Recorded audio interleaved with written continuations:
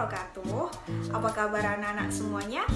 Semoga anak-anak selalu dalam keadaan yang sehat dan selalu bersemangat dalam mengikuti pembelajaran daring setiap hari. Oke, untuk melanjutkan pembelajaran bersama Bu Elo, langsung disimak video berikut ya. Oke, jadi materi hari ini yaitu tentang mata pelajaran SKI untuk kelas 3. Jadi Bu Elo awali dulu dari bab 1, yaitu bab tentang tradisi masyarakat Arab sebelum Islam datang. Nah, hari ini cukup Bu Elo jelaskan tentang poin A dulu ya, yaitu tentang mengenal keadaan alam masyarakat Arab sebelum Islam. Jadi gimana sih keadaan Jazirah Arab itu sebelum Islam datang? Apakah keadaannya sama seperti di Indonesia? Punya hutan, punya sungai, punya gunung, dan lain sebagainya. Nah, akan kita ketahui pada materi hari ini. Oke, langsung saja ya.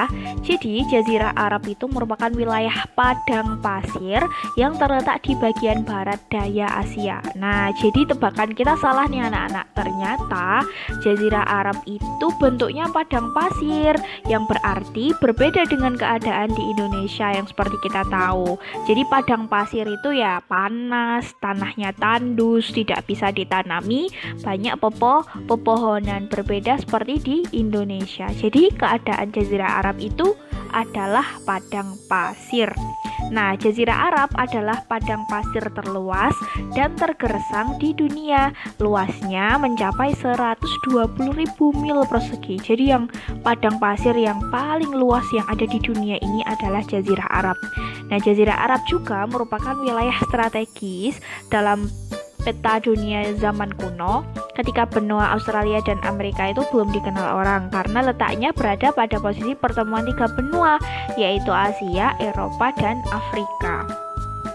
Nah, wilayah bagian utara Arab itu berbatasan dengan lembah gurun Syria. Jadi, bagian utara berbatasan dengan lembah gurun Syria, bagian timur berbatasan dengan dataran tinggi Persia. Sedangkan bagian barat itu berbatasan dengan namanya Laut Merah.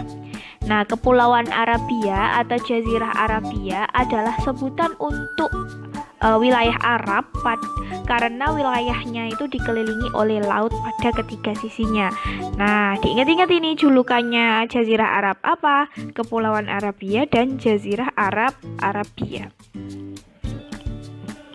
Oke, yang pertama kita masuk ke keadaan geografis Jazirah Arab. Geografis itu apa sih Bu Elo? Jadi istilah geografis itu adalah istilah yang menggambarkan keadaan alamnya, keadaan tata letaknya, keadaan bagaimana bentuk-bentuk permukaan buminya, itu namanya keadaan geografis. Nah, bisa dilihat pada gambar berikut yang sudah Bu Elo sajikan di sini. Seperti itulah kurang lebih gambaran Jazirah Arab. Sangat beda kan sama Indonesia? Kalau Indonesia mah banyak hijau-hijauannya, ada air sungainya, ada air terjunnya, dan lain sebagainya. Tapi kalau di Jazirah Arab cuma ada hamparan padang pasir yang sangat luas dan keadaannya sangat panas. Bahkan kalau dilihat ini cuma ada beberapa pohon ya yang bisa tumbuh di sana, dan itu pohon-pohon tertentu. Tidak semua pohon yang dapat hidup, yaitu pohon kurma. Jadi keadaan alam Jazirah Arab itu daerahnya terdiri dari gurun-gurun yang udaranya sangat panas dan berangin tenang. Nah, wilayah ini adalah namanya itu wilayah Tihamah. Jadi nanti kalau ada pertanyaan, Jazirah Arab yang daerahnya terdiri dari gurun-gurun, udaranya sangat panas dan berangin tenang disebut wilayah Tihamah. Diingat-ingat. Nah, yang kedua ada namanya daerah atau wilayah Hijaz. Kalau wilayah Hijaz ini berupa lembah di celah-celah pegunungan. Kalau Tihamah tadi apa? Berupa gurun yang berangin tenang. Kalau Hijaz berupa lembah di celah pegunungan. Yang ketiga ada namanya Yaman ya, di paragraf paling bawah ini ya, namanya Yaman. Kalau Yaman itu banyak dihuni oleh masyarakat Arab pra-Islam. Nah, jadi tadi sebelum kita masuk ke Yaman itu kan ada namanya Hijaz. Nah, di Hijaz inilah terdapat namanya dua kota di Arab yang paling terkenal, yaitu kota Makkah dan Madinah. Nah, di kota Mekah inilah terdapat Ka'bah dan sumber mata air yang tidak akan pernah kering peninggalan Nabi Ibrahim dan Nabi Ismail yang disebut sebagai sumber mata air Zam-Zam. Jadi Zam-Zam itu ada di mana? Ada di Mekah bersama dengan Ka'bah di situ. Zam-Zam itu peninggalan dari Nabi Ibrahim dan Nabi Ismail. Nah, jadi diingat-ingat keadaan alam Jazirah Arab. Ada 3 daerah atau 3 wilayah yang dijelaskan di sini. Yang pertama ada namanya daerah Tihamah. Tihamah itu berupa gurun yang sangat panas dan berangin tenang. Yang kedua ada daerah Hijaz, di mana Hijaz ini adalah lembah di celah-celah pegunungan. Di Hijaz juga ada kota Mekah dan Madinah, dan di kota Mekah ada air Zam-Zam. Dan wilayah yang ketiga namanya Yaman. Di Yaman ini adalah banyak dihuni oleh masyarakat Arab pra-Islam, termasuk masyarakat Arab yang sudah maju maupun belum maju pada waktu itu. Oke, paham ya? Next, ada bangsa-bangsa di Jazirah Arab. Kalau tadi sudah bahas tentang keadaan daerah dan alamnya, sekarang kita bahas bangsa-bangsa yang ada di Jazirah Arab. Jadi bangsa apa saja sih namanya yang menghuni Jazirah Arab pada zaman dulu? Nah, dibagi menjadi 3 bangsa besar, anak-anak. Yang pertama namanya ada bangsa Arab Al-Baidah ini.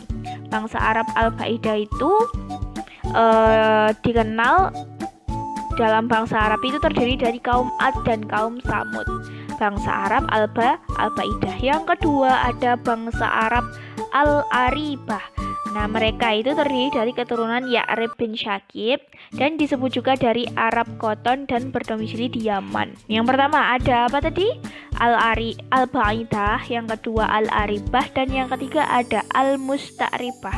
Bangsa Arab Al-Musta'ribah ini adalah keturunan Nabi Ismail.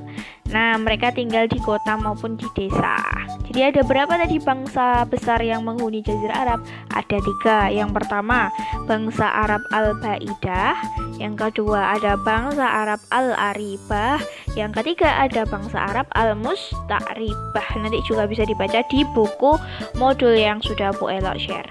Nah, oke, sekian materi hari ini tentang apa tadi?